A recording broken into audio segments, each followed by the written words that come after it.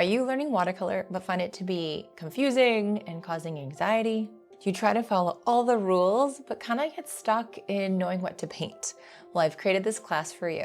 I'm Tammy Kay, and I'm an artist, an art teacher, and also a mental health therapist working in Arizona. I love to paint loose florals, loose landscapes, and even sometimes some loose birds. Because of my mental health background, I love to mix self-care in with my painting just to help you guys learn to relax, enjoy, slow down, and really learn the process of being able to paint without that fear and anxiety. So I recently published some classes on loose florals on SkillShare, and you can find them in my profile. One of them mixes in concepts on how to let go of perfectionism in your art, and the other one is to relax and find joy when you paint. So I teach watercolor across a number of platforms and across social media, and one of the things I hear a lot is that students aren't sure how to paint outside the rules.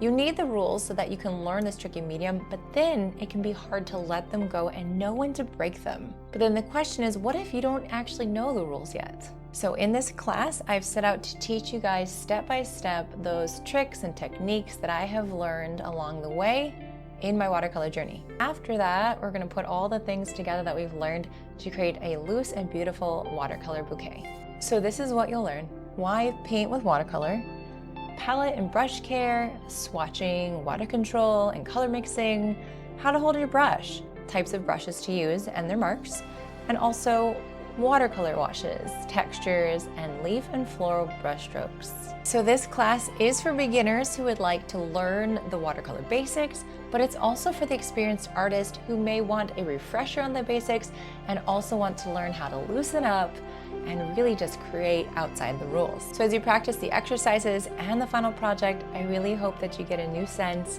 of creativity and confidence, excited to venture out on your own, forgetting the rules when you don't need them so you can experience your own success. So let's get to it.